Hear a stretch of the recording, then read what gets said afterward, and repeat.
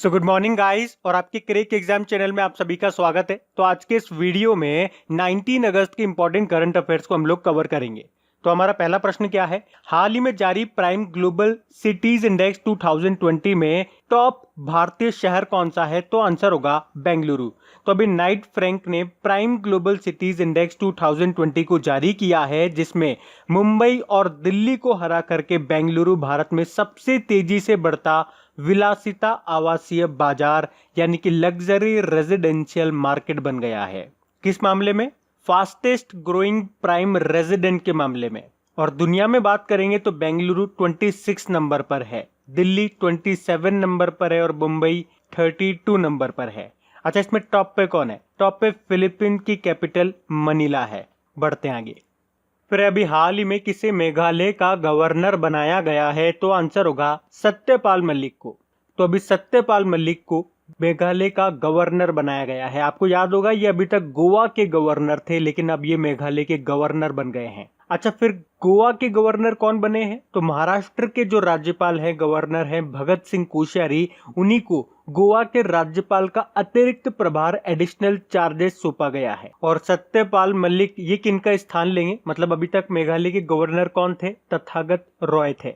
तो सिंपल सा याद रखो, मेघालय के अब नए गवर्नर हो गए हैं सत्यपाल मलिक, और गोवा के गवर्नर का अतिरिक्त प्रभार मिल गया है भगत सिंह कोश्यारी को, जो कि महाराष्ट्र के गवर्नर हैं। बाकी द्रौपदी मुर्मू ये झारखंड की गवर्नर हैं, कलराज मिश्र ये राजस्थान के गवर्नर हैं, और आनंदीबेन पटेल ये अभी तक उत्तर प्रदेश की गवर्नर थी, लेकिन अब ये मध्य प्रदेश की भी गवर्नर हैं। अब बात मेघालय की है तो ये रहा मैप में मेघालय, कैपिटल इसकी शिलोंग है, मुख्यमंत्री हैं कॉनराड संगमा, और नए गवर्नर बन गए हैं सत्यपाल मलिक। फिर हाल ही में स्पोर्ट्स आईवियर ब्रांड ओकले के ब्रांड एम्बेसडर कौन बन गए हैं? तो आंसर होगा रोहित शर्मा।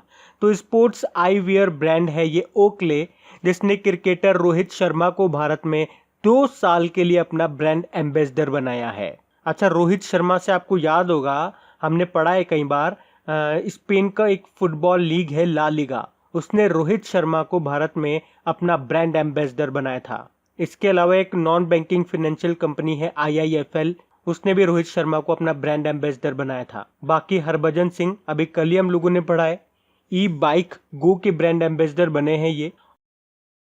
बात करेंगे तो ये JSW सीमेंट के ब्रांड एम्बेसडर बने थे सुनील छेत्री के साथ में। याद रखना ये JSW सीमेंट है। जबकि आपसे पूछा जाएगा कि JSW स्टील के ब्रांड एम्बेसडर कौन है, तो फिर आप आंसर करोगे ऋषभ पंत। ये थोड़ा सा अंतर याद रखना। बढ़ते हैं आगे। फिर अभी हाल ही में IPL 2020 की टाइटल स्पॉन्सरशिप किसे मिली है? तो आंसर होगा ड्रीम 11 को। ड्रीम 11 ये ऑनलाइन फैंटेसी स्पोर्ट्स गेम है, और इसी को IPL 2020 की टाइटल स्पॉन्सरशिप मिल गई है। आपको याद होगा अभी कुछ समय पहले ही हम लोगों ने पढ़ा था कि BCCI ने इस साल का जो IPL होने वाला है, जो इसका 13वां संस्करण होगा, तो वीवो के साथ में इसकी टाइटल स्पॉन्सरशिप को खत्म कर दिया था इस साल के लिए ओनली। तो अब ड्रीम 11 होगी IPL 2020 की टाइटल स्पॉन्सर। और ये स्पॉन्सरशिप कितने रुपए में खरीदी है या कितने रुपए में मिली है? तो 222 करोड़ रुपए में। अच्छा, स्पॉन्सरशिप से आप एक और पॉइंट याद रखो, अभी हमने पढ़ा भी था कि आइनॉक्स ग्रुप ये टोक्यो ओलंपिक में भारतीय टीम को स्पॉन्सर करेगा। और IPL जो इसका 13वां संस्करण इस साल होगा, सितंबर में होगा। ये कहाँ पे हो रहा है? यूनाइटेड अरब अमीरात में हो रहा है। और ड्रीम 11 मैंने आपको बताया ऑनलाइन फैंटेसी स्पोर्ट गेम है ये। इसके ब्रांड एम्बेसडर कौन है? महेंद्र सिंह धोनी, जिन्होंने अभी इंटरनेशनल क्रिकेट से रिटायरमेंट ले लिया है, सुरेश रैना के साथ में। बढ़ते हैं आगे। फिर हाल ही में सेबी के कार्यकारी निदेशक यानी कि एग्जीक्यूटिव डायरेक्टर के रूप में किसे नियुक्त किया गया है? तो आंसर होगा GP गर्ग को। तो अभी सेबी ने GP गर्ग को अपना एग्जीक्यूटिव डायरेक्टर नियुक्त किया है। इससे पहले वो सेबी में ही मुख्य महाप्रबंधक थे, जो अब कार्यकारी निदेशक यानी कि एग्जीक्यूटिव डायरेक्टर बन गए। तो सिंपल सा याद रखो, सेबी के एग्जीक्यूटिव डायरेक्टर बन गए हैं GP गर्ग। बाकी गिरीश चंद्र मुर्मू ये अभी हमारे 14वें कॉम्प्ट्रोलर एंड ऑडिटर जनरल बने हैं। मनोज सिन्हा जम्मू कश्मीर के दूसरे लेफ्टिनेंट गवर्नर बने हैं, और प्रदीप कुमार जोशी UPSC के अध्यक्ष बने हैं। सेबी मतलब होता है security and exchange board of India, जिसका हेडक्वार्टर मिलेगा आपको मुंबई में। और अभी इसके अध्यक्ष का नाम भी याद रखो, अजय त्यागी है। इनका कार्यकाल अभी 18 महीने के लिए और बढ़ा दिया गया। बढ़ते आगे। और गाइज, अगर वीडियो आपको अच्छा लग रहा है तो प्लीज इसे लाइक करते हुए चलना। देखिए आप लोगों ने अभी लाइक किया है या नहीं किया है। नहीं किया है तो अभी इसको लाइक कर दीजिए, लास्ट तक आप लोग भूल जाओगे मैं कह रहा हूँ। और हाँ, इसे शेयर भी जरूर कर देना अपने दोस्तों के साथ में। और अगर आप में से कोई स्टूडेंट इस चैनल को फर्स्ट टाइम देख रहा है तो आप इस चैनल को सब्सक्राइब कर सकते हैं। सब्सक्राइब करने के बाद में पास में बेल आइकन को जरूर प्रेस कीजिएगा ताकि आगे के आपको नोटिफिकेशन मिलते रहें, ताकि आपसे कोई भी वीडियो मिस न हो। बेल आइकन को प्रेस करना जरूरी है। चलिए बढ़ते हैं आगे। फिर अभी हाल ही में किस राज्य सरकार ने पढ़ाई तुहार पारा योजना को शुरू किया है? तो आंसर होगा छत्तीसगढ़ की सरकार ने। और अगर डेली आप लोग हमारा करंट अफेयर्स का लेक्चर पढ़ते होंगे तो इस योजना से आपको जरूर एक और योजना याद आई होगी, पढ़ाई तुहर द्वार।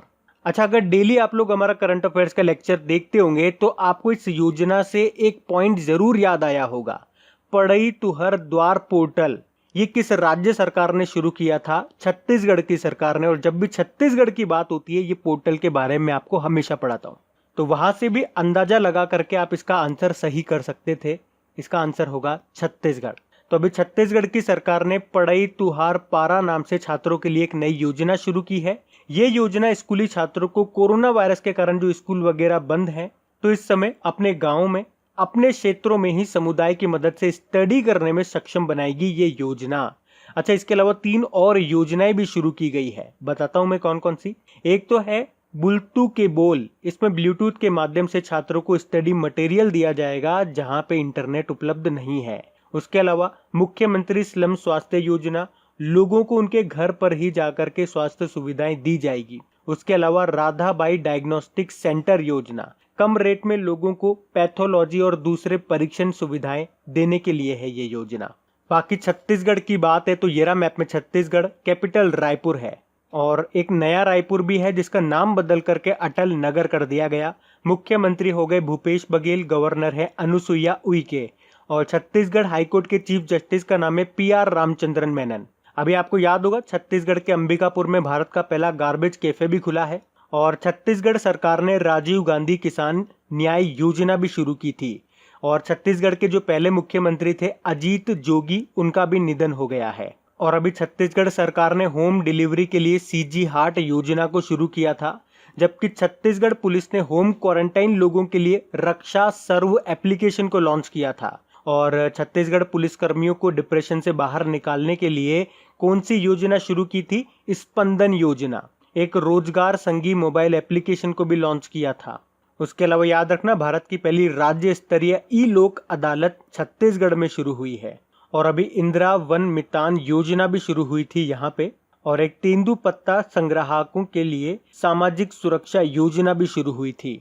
और यहाँ से 3 नेशनल पार्क आपको याद रखने, Indravati national park, Kinger valley national park, गुरु घासीदास नेशनल पार्क, जो कि अब चौथा टाइगर रिजर्व बन गया है छत्तीसगढ़ का। बढ़ते हैं आगे। फिर हाल ही में किसने full spectrum India's wars 1972 to 2020 नाम की बुक को लिखा है? तो आंसर होगा अर्जुन सुब्रमण्यम ने। तो रिटायर्ड एयर वाइस मार्शल हैं ये अर्जुन सुब्रमण्यम और इन्होंने ही फुल स्पेक्ट्रम इंडियाज वॉर्स 1972 से 2020 नाम की बुक को लिखा है। और इस बुक में सभी प्रमुख ऑपरेशंस के बारे में बताया गया है जिन्हें सशस्त्र बलों के द्वारा अंजाम दिया गया है। तो ये बुक का नाम याद रखना और उसके राइटर का भी। बाकी मैं और भी आपको रिवाइज कराता हूँ, जैसे कि श्रीधरन पिल्लई मिजोरम के गवर्नर हैं ये। और अभी इन्होंने कोरोना कविता काल नाम की बुक को लिखा है जिसको लॉन्च किया मिजोरम के मुख्यमंत्री जोरमथंगा ने। दलाई लामा ने अभी एक बुक लिखी है जिसका नाम है आवर ओनली होम। और अभी इनके ऊपर एक बुक और लिखी गई थी जिसका नाम है His Holiness the 14th Dalai Lama. चलो आपके लिए एक प्रश्न है, इस बुक को किसने लिखा था? जो कि एक ऑटोबायोग्राफी है दलाई लामा की, इसको किसने लिखा था? फिर से सुनो, बुक का नाम क्या है? His Holiness the 14th Dalai Lama. इसको किसने लिखा था ये मैं आपसे पूछ रहा हूँ। बाकी नीना रॉय की बात करेंगे, अभी इन्होंने अमेजिंग अयोध्या नाम की बुक को लिखा है। बढ़ते हैं आगे। फिर हाल ही में किसे BSF का नया महानिदेशक यानी कि डायरेक्टर जनरल नियुक्त किया गया है? तो आंसर होगा राकेश अस्थाना को। तो अभी भारत सरकार ने राकेश अस्थाना को BSF का नया डायरेक्टर जनरल नियुक्त किया गया है। अभी आपको याद होगा ITBP के जो डायरेक्टर जनरल हैं SS देशवाल, उन्हीं के पास BSF का एडिशनल चार्जेस है। पर अब राकेश अस्थाना होंगे बीएसएफ के नए डायरेक्टर जनरल। ये वर्तमान में bureau of civil aviation security के चीफ हैं और इन्हीं के पास नारकोटिक्स कंट्रोल ब्यूरो के डायरेक्टर जनरल का अतिरिक्त प्रभार यानी कि एडिशनल चार्जेस भी है। और अब बीएसएफ के नए डायरेक्टर जनरल होंगे ये राकेश अस्थाना, ये आपको याद रखना है। बाकी 2 अपॉइंटमेंट में आपको और बताऊंगा। वीएसके कोमुदिका, इन्हें अभी गृह मंत्रालय में विशेष सचिव बनाया गया है। और Javed Akhtar fire services, civil defence and home guard का डायरेक्टर जनरल इनको बनाया गया है। बाकी विनी महाजन, ये इंपॉर्टेंट नाम है, पंजाब की पहली महिला चीफ सेक्रेटरी बनी है ये। अच्छा, बीएसएफ यानी कि बॉर्डर सिक्योरिटी फोर्स, ये जो बीएसएफ है ये पाकिस्तान और बांग्लादेश के साथ हमारी बॉर्डर पर रक्षा करती है। स्थापना इसकी 1965 में हुई थी, नई दिल्ली में मिलेगा हेडक्वार्टर। और इसका मोटो क्या है? ड्यूटी अनटू डेथ, जीवन पर्यंत कर्तव्य। बढ़ते आगे। फिर एक किसके नाम पे ग्वालियर चंबल एक्सप्रेस वे का नाम रखा गया है? तो आंसर होगा अटल बिहारी जी के नाम पे। तो अभी मध्य प्रदेश के जो मुख्यमंत्री हैं शिवराज सिंह चौहान, उन्होंने पूर्व प्रधानमंत्री अटल बिहारी जी की अभी दूसरी पुण्यतिथि मनाई थी। हमने कब मनाई थी? 16 अगस्त को। तो उसी दिन ग्वालियर चंबल एक्सप्रेस वे का नाम बदल कर इनके नाम पे रख दिया। क्या नाम रखा? श्री अटल बिहारी वाजपेयी चंबल प्रोग्रेस वे रखा है। अटल बिहारी जी की बात कर ले, ये भारत के प्रधानमंत्री बनने वाले पहले भाजपा के सदस्य थे। कब से कब तक रहे थे ये? 1996 से 1998 तक रहे थे और एक 1999 से लेके 2004 तक रहे थे। एक्चुअली इनका जन्मदिन होता है 25 दिसंबर को, जिस दिन हम गुड गवर्नेंस डे, सुशासन दिवस के रूप में मनाते हैं। और ये जो ग्वालियर चंबल एक्सप्रेस वे है, ये 6 लेन एक्सप्रेस वे है जो कि मध्य प्रदेश और राजस्थान को चंबल क्षेत्र के बीहड़ों से जोड़ता है। अच्छा, अटल जी के नाम से कुछ और भी इंपॉर्टेंट नाम रखे गए हैं, कुछ लेटेस्ट मैं आपको बताता हूं, वैसे तो बहुत सारे हैं। एक तो जम्मू कश्मीर का सर्कुलर रोड चौक का नाम अटल जी के नाम पे रखा है, अटल चौक। हिमाचल प्रदेश की रोहतांग सुरंग का नाम रखा है अटल टनल। और छत्तीसगढ़ का नया रायपुर का नाम रखा है अटल नगर। और लखनऊ का जो इकाना स्टेडियम है उसका नाम भी अटल जी के नाम पे रखा है। और लखनऊ का ही जो हजरतगंज चौक है उसका नाम अटल चौक करा गया है। बाकी गुजरात का एक साबरमती घाट भी याद रखो, उसका नाम अटल घाट रखा गया है। तो ये लेटेस्ट हैं, इनको याद रखना। बाकी लालजी दास टंडन, ये अभी तक मध्य प्रदेश के गवर्नर थे, निधन हो गया इनका। अभी लखनऊ का जो चौक चौराया है उसका नाम लालजी दास टंडन चौराया कर दिया। और रविंद्रनाथ टैगोर की बात करेंगे तो इजराइल की एक सड़क है तेल अवीव सड़क, उसका नाम टैगोर स्ट्रीट कर दिया बदल करके। डॉक्टर श्यामा प्रसाद मुखर्जी भी अभी न्यूज में है। जम्मू कश्मीर के जो चेनानी नाशेरी सुरंग है उसका नाम बदल कर इनके नाम पे रखा गया। एक कोलकाता बंदरगाह का नाम बदल करके भी इनके नाम पे रखा गया है। तो ये लेटेस्ट क्वेश्चंस मैंने आप लोगों को बताए जो भी नेम चेंज से करंट अफेयर्स में न्यूज में बने हुए थे, तो ये याद रखने हैं। बढ़ते आगे। फिर अभी हाल ही में पंडित जसराज का निधन हो गया। ये क्या थे? तो आंसर होगा गायक थे। तो भारतीय शास्त्रीय संगीत गायक थे ये पंडित जसराज, जिनका भी निधन हो गया है। ये मेवाती घराने से संबंधित थे और इनका जन्म हुआ था हरियाणा में। 1930 में इनका जन्म हुआ था और काफी सारे इंपॉर्टेंट पुरस्कार इनको मिल चुके हैं, जैसे कि आपके पद्म पुरस्कार मिल चुके हैं इनको, पद्मश्री मिल गया इनको, पद्म भूषण मिल गया इनको, पद्म विभूषण भी मिल गया इनको, और एक संगीत नाटक अकादमी पुरस्कार भी इनको मिल चुका था। तो इनका निधन हो गया। इसके अलावा एक फिल्म निर्माता है निशिकांत कामत, इनका भी अभी निधन हो गया है। फिर हाल ही में भारत के चुनाव आयुक्त ने यानी कि इलेक्शन कमिश्नर ने इस्तीफा दे दिया। उनका नाम बताओ? तो आंसर होगा अशोक लवासा। तो आप लोगों को याद होगा, मैंने आप लोगों को बताया था, अशोक लवासा, इन्हें अभी एशियन डेवलपमेंट बैंक में वाइस प्रेसिडेंट के रूप में नियुक्त किया गया है और इसी कारण से अभी इन्होंने इलेक्शन कमिश्नर के पद से इस्तीफा दे दिया। अच्छा बताओ, हमारे चीफ इलेक्शन कमिश्नर कौन है? मुख्य चुनाव आयुक्त कौन है? सुनील अरोड़ा हैं। कौन से नंबर के? 23वें नंबर के हैं। बाकी एसएस मुंदड़ा अभी इंडिया बुल्स हाउसिंग फाइनेंस के एमडी सीईओ बने। Harsh Kumar Bhanwala Capital India Finance के एग्जीक्यूटिव चेयरमैन बने और सोम मंडल सेल की अध्यक्ष बनी है ये। तो इनके नाम भी याद रखना। बढ़ते आगे। फिर हाल ही में किसने इंग्लिश चैनल में सबसे अधिक तैरने का पुरुषों का रिकॉर्ड तोड़ दिया? तो आंसर होगा क्लो मैककार्डेल। तो ऑस्ट्रेलियाई तैराक हैं ये क्लो मैककार्डेल और इन्होंने अपना 35वां सफर करने के बाद इंग्लिश चैनल में सबसे अधिक तैरने का पुरुषों का वर्ल्ड रिकॉर्ड को तोड़ दिया है। तो क्या नाम है इनका? क्लो मैककार्डेल नाम है। बाकी मैडलिन स्विगल की बात करेंगे, अमेरिकी नौसेना में शामिल होने वाली पहली अश्वेत महिला पायलट बनी है ये। एलिशा न्यूमैन इंटरनेशनल पुरुष हॉकी मैच में अंपायरिंग करने वाली पहली महिला बनी थी ये। और जीना अकर लेबनान की पहली महिला रक्षा मंत्री बनी थी ये। तो अब बात करेंगे कल की वीडियो में पूछे गए प्रश्न के उत्तर की।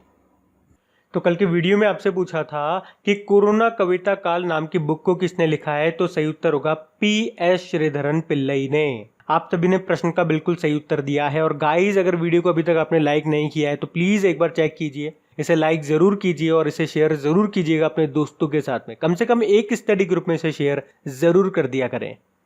तो गाइज, इन सभी क्वेश्चंस का क्विज बना करके मैंने एप्लीकेशन पे अपलोड कर दिया है। तो अगर आपने वीडियो बिल्कुल ध्यान से देख लिया है तो वहां जाइए और इन सभी क्वेश्चंस का आप प्रैक्टिस लगा लीजिए, ताकि ये सारे क्वेश्चंस आपको अच्छी तरीके से याद हो जाए। और जो नए स्टूडेंट इसे पहली बार देख रहे हैं, आपको बता दूं कि क्विज में अब रैंकिंग फीचर भी ऐड हो चुका है। तो अगर आप कम समय में ज्यादा से ज्यादा क्वेश्चन राइट करते हो तो आपका नाम आपके फोटो के साथ टॉप 10 स्टूडेंट्स में आपको दिखाई देगा। आपको ही नहीं, जितने भी लोग क्विज लगाएंगे उन सबको दिखाई देगा कुछ इस तरीके से, ताकि आपको भी एक अंदर से मोटिवेशन मिल सके कि आपको भी यहां तक पहुंचना है, ताकि सब लोग आपको टॉप 10 में देख सकें।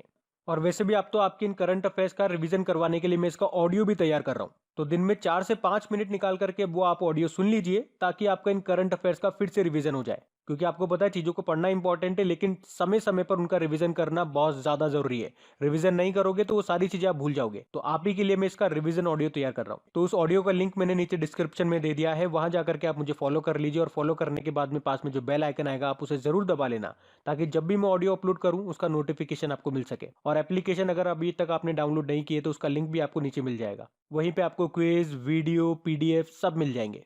तो इस प्रश्न का उत्तर आता है तो कमेंट बॉक्स में जरूर टाइप करिए। चलिए अब मिलते हैं करंट अफेयर्स के रिवीजन वीडियो में। Thank you guys.